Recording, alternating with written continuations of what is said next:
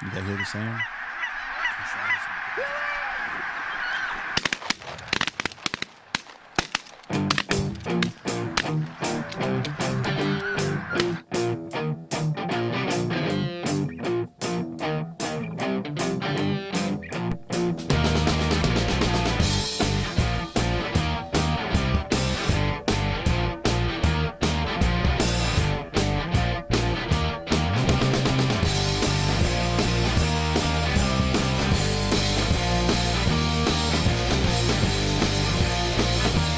All right, here we go. 3, 2, 1. Boom, and welcome to the Big Honker Podcast, brought to you by Stanfield Hunting Outfitters. I'm Jeff Stanfield. I'm Andy Shaver. This is 10 minutes of just a tip. We lost a legend today, though, Andy. Who? Eddie Van Halen. My microphone's fucking wonky. Eddie Van Halen. The greatest guitar player of all times. If you grew up in the 80s like I did, or the late 70s, he is a legend. I don't know about all that. What? Eddie Van Halen? Yes, Van Halen. Yes, Eddie Van Halen. He's a legend, but... He is the greatest rock and roll guitar player ever. He even played in a Michael Jackson. When they did the guitar riff, I think it's in Beat It or one of them. It's Eddie Van Halen did that. What microphone?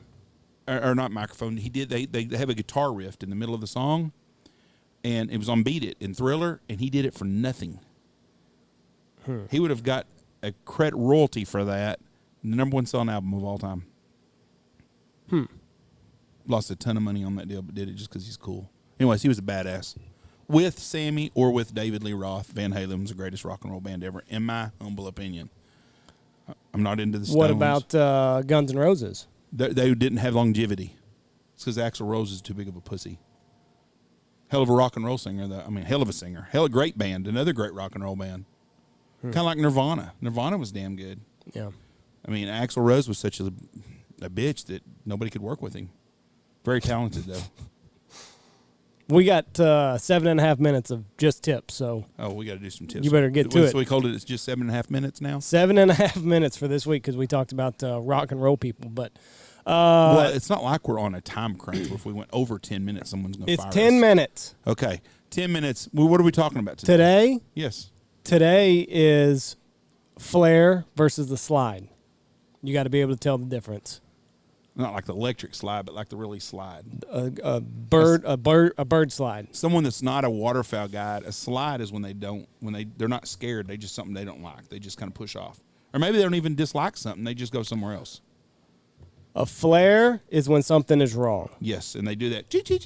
A slide is when something's not right. So a slide can be just...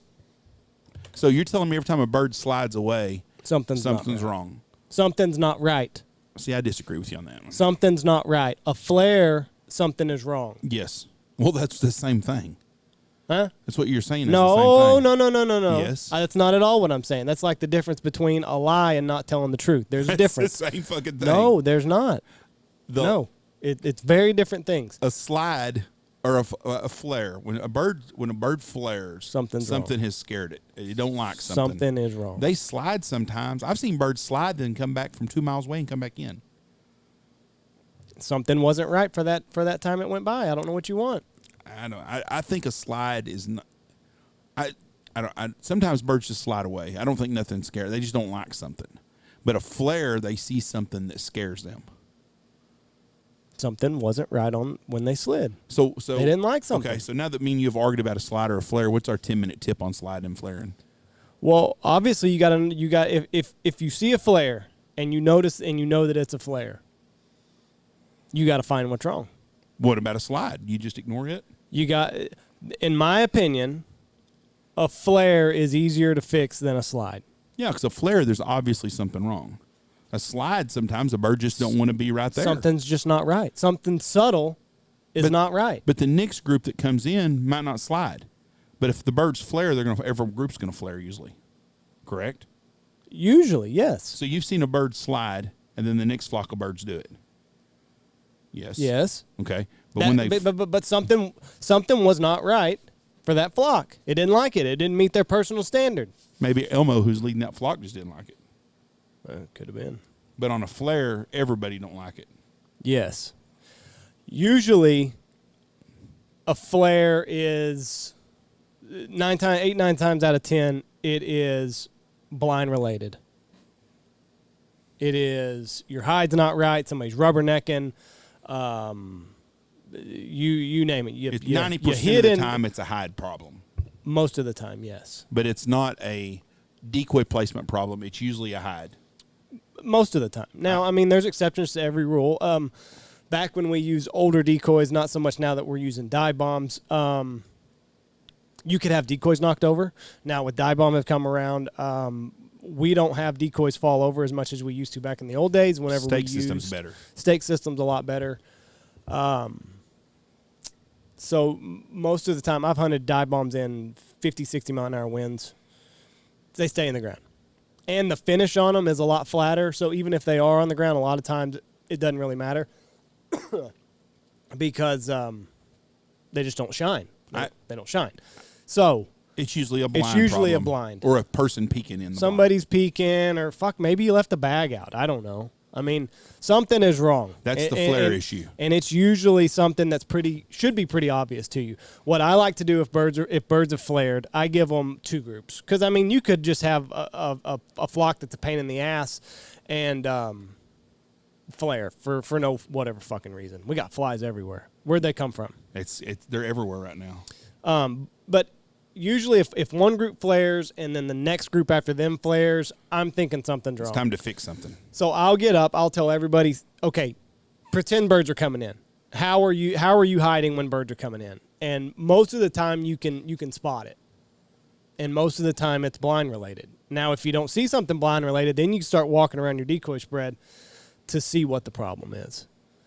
But a slide, I mean, there's times you get to looking and you're like, I don't know what the fuck they're wanting.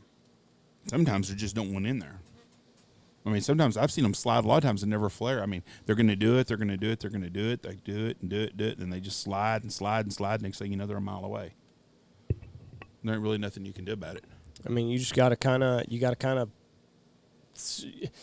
the best thing to do, I mean, and every situation is different, of course, but if they do slide, maybe hammer on them a little bit more with the calls, flag a little bit more. I mean, there's things you can do. I definitely wouldn't go tear down everything you're doing just because they slide. Well, no, but I mean, and another thing, maybe check the wind direction. See if the wind's starting to switch. Maybe the way you've got it set up, they can't come in for the finish. But I'll give you a good example of why sometimes I think you overreact on these things. Not you, just hunters in general. We when we scout it a lot at nighttime, we scout big feeds a lot of times. A lot of people don't have that advantage or that situation where they are, and they're hunting 200 or 300 birds. Sometimes we're hunting a feed with 10, 15, 20,000 birds in it. Uh-huh. And I've seen birds many times lock in from 5 miles away, get all the way to work to it, and then just fly across the road and land 2 miles away somewhere else. Yeah. They slide off of real birds sometimes. Nothing flares them. They just, something else interests them sometimes. And I think maybe sometimes we forget about stuff like that. I mean, they're definitely just a wild bird, but yeah, it's just a lot of guys I don't think know the difference between a flare and a slide. They just think, oh, the bird didn't finish, so something's automatically wrong. Well, you might not necessarily. You might not be that good at hunter first, or you might not be. You might not be right in the field where they wanted to go. There's a bunch of different variables, but a flare is you've got them coming in, and then at the last minute you think you've got them, they fucking pull the ripcord and just straight up in the air. If you hear us, if it's a speckle belly, they make this dee-dee-dee-dee-dee, and that's it. They've busted your ass. Call it the zipper. If they're sliding, you're just working the birds. They might circle you once or twice, and then, there's going to come a time where you think you got them, and then they just kind of drift on, and you think, what the fuck, man? I thought we had them. And that's, maybe you flagged too much. Maybe you called too much. You could have, if you're on one side of the spectrum, go to the other for the next group. So if you're doing minimal calling and minimal flagging, bump it up to 10 or 5 or 6 or 7, but bump it up. And if you're already at 10 and you're fucking going crazy on the call and you're flagging, next week's going to be flagging because I see guys doing that wrong all the time. But if you're at a 10, back that bitch off to about a 3 and see, you might have just been blowing them out of the hole. So That's our tip for this 10-minute tip. That's the 10 minutes of just a tip for this one. So know the difference between a flare and a slide. They're two totally different things. One, a flare, you got something wrong. Figure it out, fix it. A slide, something's not right. It's probably something small. Fix that, and the next group should come in. All right. You got anything else for us? Nope. Rest in peace, Eddie Van Halen. R.I.P. Eddie Van Halen. All right, we're out of here.